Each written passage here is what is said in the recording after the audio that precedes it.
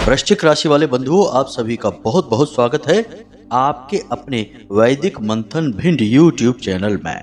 बंधुओं, पितृपक्ष चल रहा है और पितृपक्ष से जुड़ी हुई हमने आपको कई विशेष जानकारियां दी हैं और बेहद ही ज्ञानवर्धक कार्यक्रम भी दिए हैं। लेकिन आज का यह कार्यक्रम आपके लिए एक बड़ी चेतावनी लेकर आया है। आपके मुख्य दरवाजे पर पड़ी है एक भयंकर अपशगुनी चीज, और यह एक चीज इतनी अपशगुनी और नकारात्मक है कि इस एक चीज की वजह से आपके ऊपर पितरों का श्राप लग रहा है। जी हाँ बंधुओं, जैसे ही आपको इस एक चीज के बारे में पता चले, इसे आप तुरंत अपने घर के मुख्य दरवाजे से हटा देना, वरना आप चाहे कुछ भी कर लो, आपके पितर आपसे प्रसन्न नहीं हो सकते हैं। आपको भयंकर श्राप देंगे और आपके जीवन में भयंकर पितृ दोष का निर्माण होगा, जिसका नतीजा यह होगा कि आपके जीवन में भविष्य में केवल और केवल दुख मिलेगा, तकलीफें मिलेगी, जगह जगह और कदम कदम पर आपको परेशानियों का सामना करना पड़ेगा। तो कौन सी है वह एक चीज जो आपके जीवन को बर्बाद कर रही है, आपकी हर एक मेहनत पर पानी फिर रही है और पितरों का श्राप भी आपको लगा रही है? इस एक चीज के बारे में हम आपको विस्तार से बताएंगे। साथ ही साथ हम आपको एक ऐसा शक्तिशाली मगर बेहद ही सरल उपाय भी बताएंगे, जिसे आपको पूरे पितृपक्ष में केवल एक बार करना है और जिससे आपके पितर आपसे बहुत प्रसन्न हो जाएंगे। तो बस कार्यक्रम आपको अंत तक देखना है, सारी बातों को समझना है, भूल कर भी इस कार्यक्रम को मिस मत कर देना, वरना यह आपके जीवन की सबसे भयंकर गलती होगी। तो जयकारा बोलो माता रानी का, जगत माई महामाई माँ भद्रकाली की जय बोलो, माता रानी के सांचे दरबार की जय बोलो, पितृ देवताओं की जय बोलो। बंधुओं, यह एक चीज आपके दरवाजे पर कहां से आई है, कैसे आई है और क्यों यह आपको पितरों का श्राप लगा रही है और आपको इसके बारे में अब तक पता क्यों नहीं चला है? ये वे प्रश्न हैं जिनके जवाब आपको इस कार्यक्रम में मिलने जा रहे हैं। लेकिन इन सब से कहीं बढ़कर आपको उस एक प्रश्न का जवाब मिलेगा कि आखिर कौन है जो आपके पीछे पड़ा हुआ है, जो आपके जीवन में हर प्रकार से दुख भरना चाहता है, आपकी हर एक खुशी से जलता है, आपके चेहरे पर जरा सी मुस्कुराहट क्या आ जाती है, उसके सीने पर सांप लौटने लगते हैं।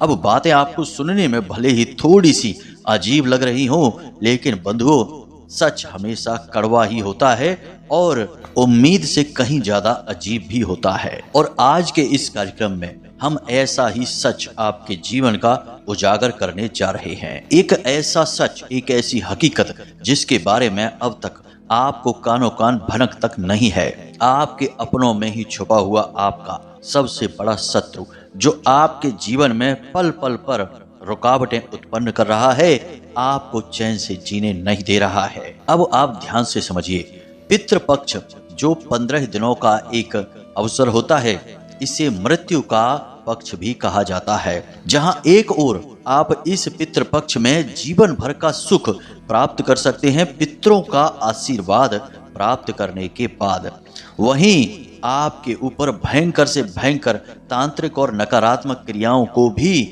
बड़ी ही आसानी के साथ इस पितृपक्ष में किया जा सकता है। जो तांत्रिक क्रियाएं करते हैं, मारण, वशीकरण और उच्चाटन और बंधन जैसे कर्म करते हैं, उन लोगों के लिए यह जो पितृपक्ष का समय होता है, यह बड़ा ही शानदार समय होता है। बड़ी ही कम मेहनत से, थोड़े से प्रयास से ही किसी के जीवन को आसानी से नर्क बना देते हैं ऐसे लोग। क्योंकि आप खुद ही समझिए, यह जो पितृपक्ष है, इस पितृपक्ष के समय में हमारे आसपास सारे संसार में तमाम भूतों, प्रेतों और पितरों की ऊर्जाएं भटकती रहती हैं। अब वे इस लोक और संसार की ऊर्जाएं तो नहीं हैं, अन्य संसार की हैं, लेकिन इस लोक में और इस संसार में भटक रही हैं। अब इन्हीं प्रेतों में से किसी को काबू करके ये जो तांत्रिक होते हैं, तांत्रिक क्रियाएं करने वाले होते हैं, किसी के जीवन को बर्बाद कर देते हैं इन्हीं प्रेतों के माध्यम से। और ऐसा ही कुछ आपके साथ भी हुआ है, जिसके बारे में आपको भनक तक नहीं है। अब आप ठहरे सीधे साधे इंसान, आपको इन सब चीजों के बारे में ज्यादा पता भी नहीं होता है और ना ही आपको इस तरह की बातें सुनने में आनंद आता है। आप इन चीजों से थोड़ा दूर ही रहते हैं, क्योंकि आपको ये सब चीज़ें ठीक नहीं लगती हैं। यानी तंत्र मंत्र, झाड़ फूंक और भूत प्रेतों की क्रियाएं, इनसे आप दूर रहते हैं, आपको ये सब ठीक नहीं लगता है। इस वजह से आपको इनके बारे में ज़्यादा ज्ञान नहीं है। तो जब आपके साथ कोई ऐसी क्रिया होगी तो आपको पता भी नहीं चलेगा। आपको लगेगा कि शायद आपकी किस्मत आपका साथ नहीं दे रही है, शायद आपकी बदकिस्मती है, आप अपने पिछले जन्मों के दंड भोग रहे हैं, उन्हीं का आप किया कराया भोग रहे हैं, पश्चाताप कर रहे हैं। लेकिन ऐसा कुछ भी नहीं है। कोई जानबूझकर आपके जीवन को तहस नहस करने पर तुला हुआ है। तो अब क्या है वह एक चीज? सबसे पहले तो आपको इसके बारे में जानना होगा, ताकि जल्द से जल्द आप उसे अपने घर के मुख्य दरवाजे से हटा दें।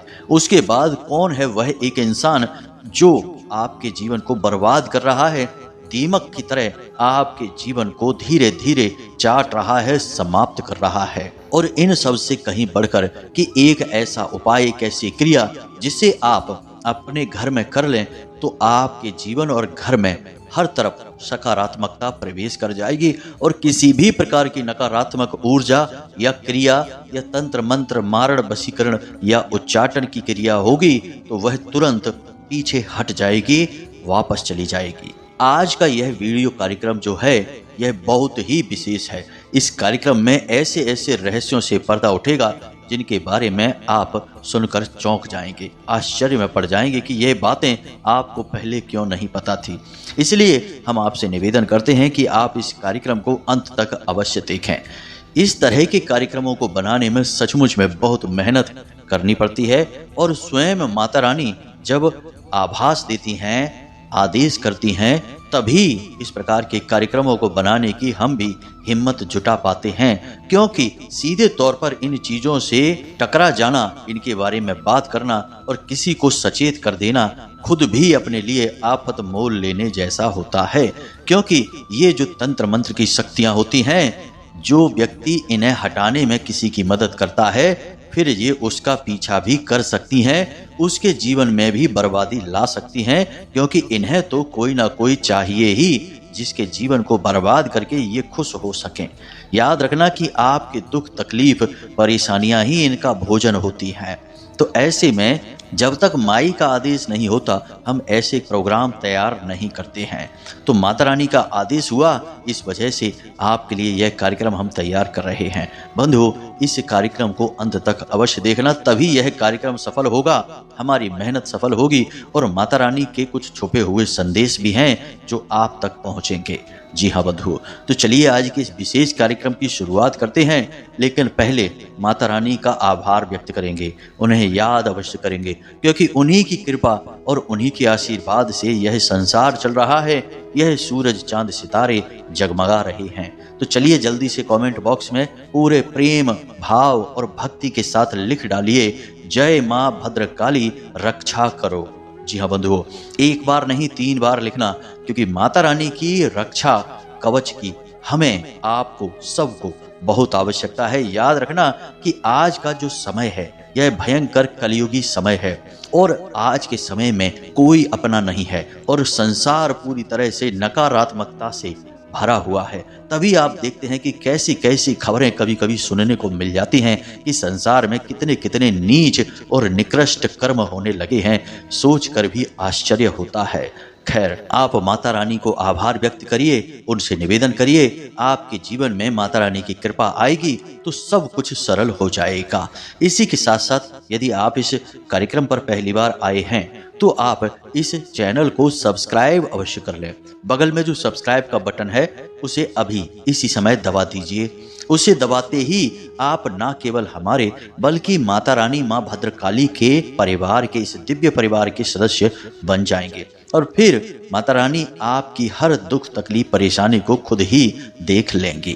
क्योंकि परिवार के बारे में तो सभी पहले सोचते हैं, तो माता क्यों नहीं सोचेंगी। तो चलिए जल्दी से चैनल को सब्सक्राइब करिए, फिर आगे बढ़ते हैं। तो बंधुओं, अब ध्यान से सुनिए। इस कार्यक्रम में अब जो हम आपको बताने जा रहे हैं, इन बातों को बहुत गहराई से समझना है और फिर आपको अपने घर के दरवाजे पर जाना है और वहां पहुंचकर बारीकी से इन चीजों का निरीक्षण करना है। जी हाँ बंधुओं, आपको अपने घर के दरवाजे के 10 से 15 फीट के दायरे में देखना है। जो चीज हम आपको बताने जा रहे हैं, यदि वह एक चीज आपको मिल जाती है तो फिर जो हम आपको बताएंगे वही उस चीज के साथ आपको करना होगा। बंधुओं, एक बात यहाँ पर हम आपको पहले ही बता दें कि आप इन बातों को बिल्कुल भी हल्के में मत लेना, मजाक मत समझना, और हम जो आपको बता रहे हैं एक बार अपने घर के मुख्य दरवाजे का सही मुआयना और आकलन करके देखना, आपको वह चीज आपके दरवाजे पर अवश्य पड़ी मिलेगी ही। अब हो सकता है कि आप में से कुछ लोग यह सोचें कि अरे ये सब बेकार की बातें हैं, ऐसा थोड़े ही होता है, कोई ऐसा कैसे कर सकता है, ये इतना आसान थोड़े ही है। लेकिन बंधु, हम आपको बता दें कि आपने कई बार जीवन में यह महसूस किया है कि आपके अपनों में ही कुछ लोग ऐसे हैं जो अपने होते हुए भी अपनों जैसा व्यवहार नहीं करते हैं, यानी कि आपकी जरूरत के समय खड़े नहीं होते हैं, और यदि आपकी थोड़ी सी मदद भी कर देंगे तो उसका एहसान बहुत सारा आपके ऊपर बता देंगे। आपसे बहुत कुछ हासिल कर लेंगे, तब बहुत थोड़ा सा आपके लिए करने की कोशिश करेंगे। कहने का मतलब यह है कि उनके प्रति रिश्ता निभाने में आपको हमेशा निराशा ही हाथ लगी है। अब इन्हीं में से कुछ लोग ऐसे हैं जो आपसे बहुत अधिक जलते भी हैं। जी हाँ बंधुओं, और उनकी जलन का कारण है आपका तेज दिमाग, आपके जीवन जीने का तरीका, और आप जिस प्रकार जीवन की हर एक तकलीफ को सह जाते हैं। किसी के सामने अपना रोना नहीं रोते हैं, किसी के सामने गिड़गिड़ाते नहीं है, आंसू नहीं बहाते हैं। तो इन सब बातों से इस प्रकार के लोगों को आपसे चिढ़ होने लगती है। वे सोचते हैं कि यह इतनी तकलीफ सह रहा है, फिर भी इसके चेहरे पर तकलीफ दिखाई क्यों नहीं देती है। तो हमारा आपसे कहने का मतलब बस इतना है कि आप इस भुलावे में मत रहना कि जितने भी आपके अपने बनने की दिखावा करते हैं, कोशिश करते हैं, वे सब आपके अपने हैं ही, क्योंकि आपकी सोच और इस दुनिया के लोगों की सोच अलग है। आप जिसे अपना मानते हैं उसके लिए हमेशा ईमानदार रहते हैं, ईमानदारी से रिश्ता निभाने की कोशिश करते हैं, सुख दुख में हमेशा उसका साथ देते हैं। लेकिन यहाँ लोग ऐसा नहीं करते। यहाँ लोग रिश्ता निभाते हैं केवल अपना मतलब पूरा करने के लिए। जब तक मतलब होता है तब तक तो रिश्ता बड़े प्रेम से निभाते हैं, लेकिन जैसे ही मतलब पूरा होता है तुरंत अपना मुंह मोड़ लेते हैं। और ऐसा भी नहीं है, जब दोबारा उन्हें जरूरत पड़ती है तो फिर से प्रेम के भाव दिखाने लगते हैं, आगे पीछे घूमने लगते हैं और अपनापन दिखाकर अपना फिर से मतलब सीधा कर लेते हैं। तो कहने का मतलब यह है कि इस भुलावे में मत रहना कि सभी आपके अपने ही हैं। अपनों में ही कुछ भयंकर शत्रु भी छुपे होते हैं, और यह आज से नहीं है, हमेशा से ही रहा है। यदि रावण का भाई विभीषण उसका साथ दे देता तो कभी रावण की हत्या नहीं होती। यदि श्री राम की माँ ही उनके लिए वनवास ना मांगती तो श्री राम ही राजा बनते। यदि बाली अपने भाई का साथ देता तो सुग्रीव को क्यों प्रभु श्री राम से मदद मांगनी पड़ती। बंधुओं, कहने का मतलब यह है कि यह तो पुरानी परंपरा है। अपने ही सबसे ज्यादा बड़े दुश्मन होते हैं, सबसे अधिक दुश्मनी निभाते हैं, प्रतियोगिता करने लगते हैं, हर बात में जलन पैदा करते हैं। तो कहने का मतलब यह है कि सावधान रहोगे तो बचे रहोगे, यदि लापरवाही दिखाओगे तो फिर खतरा तो मंडराता ही रहेगा। किसी की मुस्कुराहट में, किसी की प्रेम भरी बातों में नहीं आना है। अपने दिमाग और अपने पुराने अनुभवों को हमेशा अपने साथ रखना है कि इसने पहले आपके साथ कैसा व्यवहार किया था, उसे भूलना नहीं है, हमेशा याद रखना है। अब आप ध्यान से सुनिए, हम आपको सारी बातें बारीकी से समझा रहे हैं। आपको अपने घर के दरवाजे पर 10 से 15 फीट के दायरे में देखना है कि लाल रंग का कोई कपड़ा और उसके साथ लाल सिंदूर और एक नींबू या लौंग, इनमें से कोई भी एक चीज यदि आपको अपने घर के दरवाजे के आसपास मिल जाती है तो तुरंत सतर्क हो जाइए। अब लाल मिर्ची के बीज या फिर किसी पक्षी का पंख, एक से अधिक पंख होंगे, या फिर किसी जानवर की हड्डी, क्योंकि तंत्र मंत्र के लिए इन्हीं चीजों का प्रयोग किया जाता है। और इस पितृ पक्ष में 100% लोग इस तरीके के कार्य करते हैं, क्योंकि पितृ पक्ष इसके लिए सर्वोत्तम काल होता है। इसी प्रकार आपके घर के यदि छत पर लोगों की पहुंच है तो वहां पर भी इस प्रकार की क्रियाएं की जाती हैं, जैसे कि बालों के गुच्छे डाल देना, या फिर लाल मिर्ची के बीज डाल देना, या फिर काली सरसों के दाने पड़कर डाल देना। इन सब क्रियाओं को बड़ी आसानी से अंजाम दिया जा सकता है। लोगों को पता ही नहीं चलता, उन्हें लगता है कि पता नहीं कहाँ से कचरा आ गया है, लेकिन यह कचरा नहीं होता है। एक हमारे जानने वाले हैं, उन्होंने हमसे एक बार पूछा कि गुरुजी, हमारे घर के दरवाजे पर एक दिन हमें लाल रंग का एक कपड़ा मिला जिसके अंदर एक नींबू लपेटा गया था। हमने सोचा कि यूं ही कहीं से कोई कचरा वगैरह डला है, हमने उसे उठाकर दूर फेंक दिया, यानी कि साइड में करके घर के दरवाजे की सफाई कर दी। और यह घटना लगभग 4 से 6 महीने पुरानी थी। उन्होंने हमें बताया कि उसके बाद उनके जीवन में कुछ अजीब घटनाएं होनी शुरू हो गई। शुरू में तो उन्हें वे सब सामान्य लगी, यानी कि 1-2 दिन में ही उनके स्वयं के साथ एक हादसा हुआ, एक छोटा सा एक्सीडेंट हुआ जिनमें उनके पैर का फ्रैक्चर हो गया। अब पैर के फ्रैक्चर से उन्होंने सोचा कि चलो कोई बात नहीं है, दुर्घटना थी, हादसा है, हो ही जाता है। तभी इसके बाद घटनाओं का सिलसिला शुरू हुआ। घर की महिलाओं को परेशानी होनी शुरू हो गई, यानी उनकी माताजी की तबीयत अचानक से बिगड़ गई। और फिर जब तबीयत खराब हुई तो कुछ इस प्रकार से खराब हुई कि कुछ पता ही नहीं चल पा रहा था कि बीमारी क्या है। डॉक्टर तमाम चेकअप करवाते और कुछ भी नहीं निकलता, लेकिन वे लगातार बीमार बनी रहती। खाना पीना भी धीरे धीरे छूटने लगा। इसी प्रकार उनके काम धंधे में भी रुकावट आनी शुरू हो गई। एक तरफ तो इस बीमारी में पैसा खर्चा हो रहा था और दूसरी तरफ वे अपना पूरा ध्यान अपने काम धंधे में भी नहीं लगा पा रहे थे। फिर अचानक यह हुआ कि उनके बड़े बेटे का कहीं किसी से विवाद हो गया और झगड़ा इतना बढ़ गया कि पुलिस केस तक बात पहुंच गई, यानी कि उन्हें कोर्ट कचहरी के चक्करों में भी जाना पड़ा।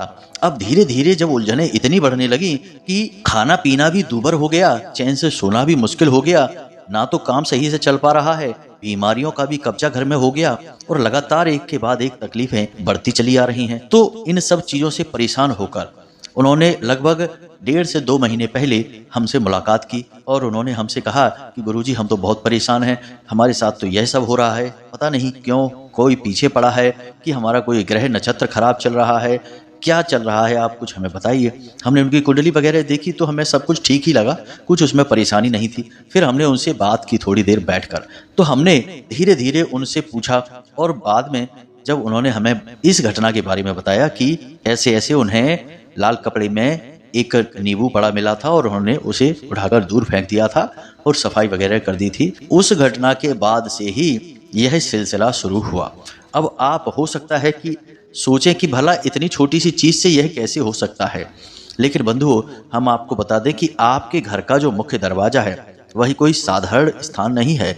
वहीं से सारी नकारात्मकताएं और दिव्य शक्तियां प्रवेश करती हैं। यदि यह सत्य न होता तो क्यों त्योहारों पर दरवाजों पर तोरण लगाई जाती, देवताओं का स्वागत करने के लिए क्यों स्वास्तिक बनाए जाते, ओम और श्री के निशान लगाए जाते, देवताओं के स्वागत के लिए दीपक क्यों जलाए जाते मुख्य दरवाजे पर। तो जो मुख्य दरवाजा है वह असल में हमारे घर की समृद्धि या विनाश दोनों के लिए ही परिवेश का कार्य करता है। इसीलिए तांत्रिक क्रियाएं भी मुख्य दरवाजे पर की जाती हैं। तो हमने जब उनकी यह समस्या सुनी तो हम समझ गए कि बस ये किसी बड़ी तांत्रिक क्रिया के शिकार हो चुके हैं। तो हमने उन्हें फिर माँ भद्रकाली का एक शक्तिशाली उपाय बताया और नियमित इस उपाय को 21 दिनों तक करने के लिए बताया। जब उन्होंने इस उपाय को करना शुरू किया तो 21 दिन से पहले ही उनके जीवन में सारी समस्याएं समाप्त होने लगी। उनकी माताजी भी ठीक रहने लगी, स्वास्थ्य में सुधार होने लगा, कोर्ट कचहरी के झंझटों से भी धीरे धीरे छुटकारा प्राप्त होने लगा और उनकी जीवन की गाड़ी धीरे धीरे पटरी पर आनी शुरू हो गई। और आज वे अच्छा जीवन जी रहे हैं, परेशानियों से काफी हद तक मुक्त हो चुके हैं। पूरी तरह से मुक्त नहीं है, लेकिन काफी हद तक मुक्त हो चुके हैं और अब उनका जीवन सामान्य चल रहा है। तो बंधुओं, चीजें बहुत कुछ होती हैं, बताने को तो ऐसी हमारे पास सैकड़ों कहानियां हैं जिनमें कि लोगों के घरों में अकाल मृत्यु तक होनी शुरू हो गई और एक के बाद एक लगातार कई मृत्यु हो गई। तब तक उन्हें पता ही नहीं चला कि उनके ऊपर किसी प्रकार का कुछ किया कराया है। एक ऐसे सज्जन हैं, अब तो वे भी संसार में नहीं हैं, लेकिन जब बहुत समय पहले वे हमसे मिले थे तो वे बड़े चिंतित थे और कह रहे थे कि पता नहीं घर में क्या चल रहा है कि आदमी घर के जितने भी हैं सारे समाप्त होते चले जा रहे हैं, केवल महिलाएं ही बच रही हैं। यानी कि चाहे उम्र कोई भी हो, बूढ़ा हो जवान हो, कोई दुर्घटना से मर रहा है तो कोई बीमारी से मर रहा है, कोई किसी प्रकार के हादसे में मर रहा है तो समझ में नहीं आ रहा है कि एक एक करके सारे आदमी समाप्त होते चले जा रहे हैं। और आज बड़े दुख के साथ कहना पड़ रहा है कि वे भी इस संसार में नहीं हैं। कैंसर होने की वजह से उन्हें भी अपनी जान से हाथ धोना पड़ा और आज उनके घर में केवल बच्चे ही हैं जिनकी उम्र 22-22, 24-24 साल की है। यानी कि बस बच्चे ही बचे हैं, बाकी सब समाप्त हो गए। क्या है यह? यानी घर के 5-6 लोगों की मृत्यु मात्र 2 से 3 सालों में हो जाना, यह कोई सामान्य बात नहीं है। और जो आदमी मृत्यु के शिकार हुए हैं वे कोई बीमार व्यक्ति नहीं थे, वे सब सामाजिक तौर पर सक्रिय काम करने वाले लोग थे। तो यह बड़ी बात है, इन्हें हल्के में नहीं लिया जाना चाहिए। तो आपको अपने घर का मुआयना अच्छी तरह से करना है। मुख्य दरवाजे का हमने आपको बता दिया है। कोई पंख किसी भी पक्षी का आपको डला मिलता है, हड्डी किसी जानवर की डली मिलती है, किसी भी प्रकार का लाल रंग का, काले रंग का कपड़ा मिलता है, नींबू कपड़े में लपेटा हुआ या कपड़े के बगल से रखा हुआ मिलता है, सिंदूर वगैरह उसके ऊपर लगा हुआ मिलता है, या फिर लौंग की कोई पोटली बनी हुई या लौंग यूं ही पड़ी हुई मिलती है, या फिर लाल मिर्ची के बीज आपको आपके घर के ठीक दरवाजे के सामने पड़े हुए मिलते हैं, तो आप तुरंत सतर्क हो जाइए। कभी कभी कीलें भी आपके घर के दरवाजे पर गाड़ी जा सकती हैं, तो आपको बारीकी से देखना है कि पतले पतले जो कीलें होती हैं लोहे की, इन्हें आपके घर के मुख्य दरवाजे पर गाड़ा जा सकता है। इससे कीलन किया जाता है। तो आपको देखना है कि आपके घर के मुख्य दरवाजे के किसी तरफ दाएं बाएं या फिर दहलीज के आसपास कहीं पर कोई कीलें वगैरह तो नहीं ठुकी हुई हैं। इन चीज़ों का आपको बारीकी से आकलन करना है। फिर आपको अपनी घर की छत पर जाना है और छत पर जाकर भी देखना है कि किसी प्रकार की कोई चीज़ तो नहीं पड़ी है जो अजीब लग रही हो, आपने न रखी हो, ऐसा लग रहा हो जैसे कि कहीं और से यह चीज़ आई है। ऐसी कोई चीज़ यदि आपको मिल जाए, किसी प्रकार की कपड़े की या आटे की या मिट्टी की बनी हुई कोई मूर्ति, पुतला जैसा यदि आपको मिल जाता है तो बहुत ज़्यादा सतर्क हो जाना। जी हाँ बंधुओं, यह बहुत ही खतरनाक प्रयोग होता है। यह असल में एक तरीके का मारण प्रयोग है। जब किसी इंसान विशेष को मारने के लिए इस प्रकार के प्रयोग किए जाते हैं, यानी कपड़े की, मिट्टी की या आटे की एक छोटी सी मूर्ति बनाई जाती है, पुतला बनाया जाता है और उस इंसान के लिए उसे तैयार किया जाता है, उसकी आत्मिक शक्ति उसमें कैद कर दी जाती है और फिर यह प्रयोग किया जाता है। तो यह भी बहुत खतरनाक है। यदि ऐसा आपको मिल जाता है तो आप तुरंत बहुत ज़्यादा सतर्क हो जाना। यह आपके ऊपर भयानक प्रयोग किया गया है, लेकिन ऐसा मुश्किल है क्योंकि बहुत कम ही लोग इस प्रयोग को कर पाते हैं। यह हर एक के बस की बात नहीं है। तो ऐसा तो मुश्किल ही है जो आपके यहाँ मिल जाए, लेकिन और जो चीज़ें हमने आपको बताई हैं, इन चीज़ों को जरा आप देख लेना। अब कुछ ऐसी चीज़ें हैं जिन्हें आपको हमेशा छुपा कर रखना चाहिए, दरवाजे पर यूं ही नहीं फेंक देना चाहिए। सबसे पहली चीज़ है आपके बाल, दूसरी चीज़ है आपके नाखून, तीसरी चीज़ है आपके पहने हुए कपड़े। इन कपड़ों से भी प्रयोग किए जाते हैं, बालों का प्रयोग किया जाता है, आपके नाखूनों का प्रयोग किया जाता है और आपके अंतः वस्त्र। जी हाँ बंधुओं, इनका बहुत अधिक प्रयोग किया जाता है। इनसे ही तांत्रिक क्रियाएं की जाती हैं। इन्हें आप हमेशा संभाल कर रखें, यूं ही बाहर ना फेंक दें और ना ही यूं ही बाहर सूखने के लिए अपने कपड़े जो अंतः वस्त्र होते हैं उन्हें यूं ही बाहर सूखने के लिए भी ना डालें। जो जलने वाले लोग हैं वे इन्हीं चीज़ों की इंतजार में रहते हैं। इसी के साथ साथ आपको कुछ चीज़ें हैं जो भूल कर भी नहीं खानी हैं। जैसे कि कोई आपको प्रसाद देता है, प्रसाद में आपको सफ़ेद रंग की कोई मिठाई देता है, तो यह आपको नहीं खानी है। प्रसाद बोलकर आपको लोग खिला देंगे, लेकिन उस मिठाई के अंदर एक छोटा सा धागा होगा और उसमें कुछ गांठें लगाई गई होंगी। वे गांठें असल में धीरे धीरे मृत्यु के दरवाजे तक पहुंचा देती हैं, इंसान को मार ही डालती हैं। यह भी मारण प्रयोग है। लोगों को पता नहीं चल पाता है, लोग खा जाते हैं और बाद में फिर बहुत भयानक इसका नतीजा होता है। तो आपको यह मीठा प्रसाद नहीं खाना है। किसी के द्वारा दी गई लौंग या फिर इलायची या फिर काली मिर्च भूल कर भी आपको नहीं खानी है, क्योंकि इन चीज़ों को अभिमंत्रित करके किसी व्यक्ति को आसानी से काबू में किया जा सकता है। तो बस इन चीज़ों से आपको सावधान रहना है।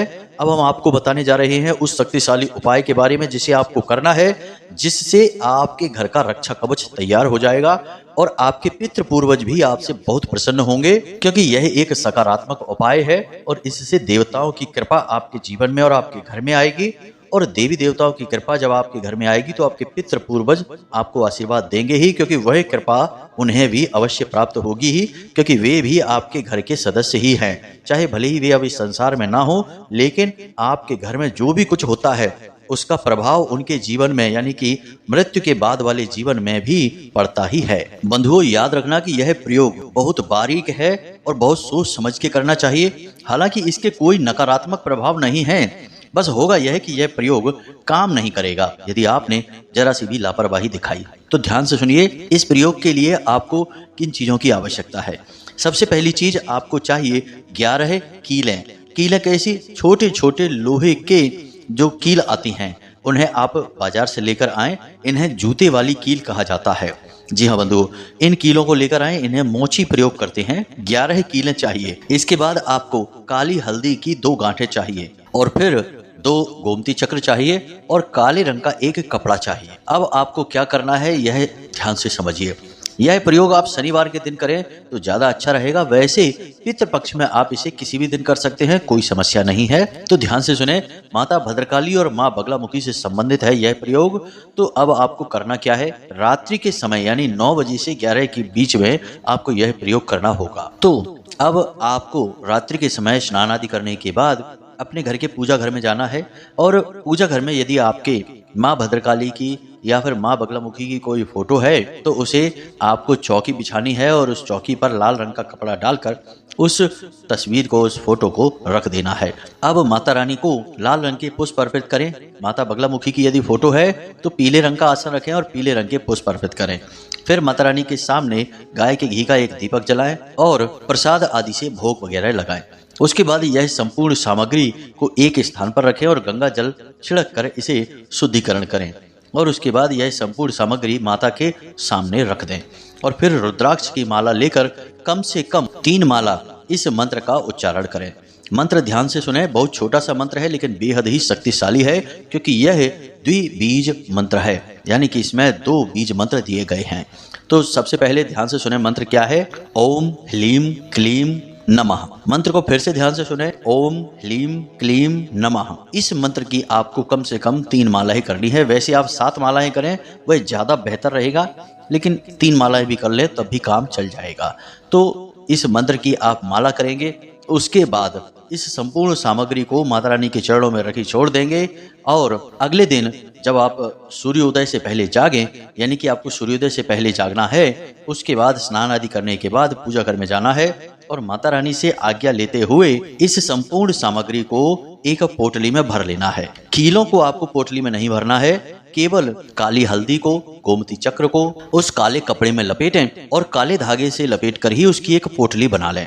अब इस पोटली को आपको अपने घर के मुख्य दरवाजे पर यानी चौखट पर बांध देना है या फिर ऐसी किसी जगह पर दरवाजे पर रख देना है कि जो आने जाने वाले किसी को दिखाई ना दे। थोड़ी सी सुरक्षित रखना है, दूसरों की नजरों से बचाकर रखना है। इसे छुपाकर ही रखना है क्योंकि लोगों के सामने आएगा तो लोग पूछेंगे ही कि यह आपने क्या बांध रखा है, तो आपको जवाब देना पड़ सकता है। तो ऐसा ना करें, इसे छुपा कर रखें, वह ज्यादा बेहतर रहेगा। अब जो आपने कीलें 11 कीलें लेकर आए हैं, इनका क्या करना है इन्हें भी ध्यान से समझिए। तो एक कील तो आप माँ भद्रकाली की फोटो या तस्वीर के पास रखी छोड़ दीजिए, वह वहीं रहेगी। इसके बाद 2 कीलें आप अपने घर के मुख्य दरवाजे पर लेकर जाएं और अंदर की ओर से दाएं और बाएं दोनों तरफ एक एक करके ठोक दें। इसके बाद 2 कीलें बाहर से दाएं और बाएं की ओर ठोक दें, यानी इस तरफ और उस तरफ, अंदर से 2 कीलें और 2 कीलें बाहर से। चौखट पर आप ठोकें, ऊपर की ओर ठोकें, कोई समस्या नहीं। इसके बाद आपको अपने घर के हर एक कोने में एक एक कील ठोक देनी है। अब एक कील जो बची है इसे आपको अपने घर के आंगन में यानी ब्रह्म स्थान पर ठोकना है और आखिरी कील जो 10वें नंबर की कील है, यानी कि एक कील तो आपने पूजा घर में रखी छोड़ी है, अब एक आखिरी कील बची है, इसे आपको अपने घर की छत पर जाना है और छत पर जाकर इसे पूर्व दिशा की ओर किसी भी स्थान पर ठोक सकते हैं। अब इस तरह आपका पूरा घर कीलित हो चुका है। जब आप इन कीलों को ठोक रहे हों उस समय आपको इसी मंत्र का लगातार मन ही मन उच्चारण करते रहना है, ओम ह्लीम क्लीम नमः। इस मंत्र से अभिमंत्रित हैं ये कीलें और इन कीलों को आपने पूरे घर में चारों तरफ ठोक दिया है। अब आपका घर पूरी तरह से माता भद्रकाली की ऊर्जा से और उनकी कृपा से कीलित हो चुका है। अब आपका कोई बाल भी बांका नहीं कर सकता है। कोई नकारात्मक ऊर्जा यदि आपके घर में आई भी होगी तो वह तुरंत कोसों दूर भाग जाएगी। अब आपने घर के मुख्य दरवाजे पर घर का रक्षा कवच भी रख दिया है। अब यदि कोई चीज, तांत्रिक चीज आपने अपने घर के दरवाजे पर देखी है तो उसे बिल्कुल भी छुए ना, छेड़े ना। अगर जलाने योग्य सामग्री है तो उसके ऊपर थोड़ी सी पेट्रोल डालकर आग लगा दे, उसे वहीं जलाकर भस्म कर दे, लेकिन अपने शरीर से, डंडे से, किसी भी प्रकार से उसे छुए ना, दूर ही रहें। बस इन सावधानियों को आप बनाकर रखें, आप बहुत बड़ी मुसीबतों से बच जाएंगे। यकीन मानिए बंधुओं कि आपने जरा सी लापरवाही की तो बर्बादी तय है, कोई रोक नहीं सकता है। उम्मीद करते हैं कि जो जानकारी हमने आपको दी है वह आपको समझ में आ गई है। अब यदि कोई प्रश्न आपके मन में उठता है तो आप हमें कमेंट करके या फिर व्हाट्सएप मैसेज करके जरूर पूछना, हम आपको समय मिलने पर जवाब अवश्य देंगे। इसी के साथ साथ आज की इस वीडियो को विराम देते हैं।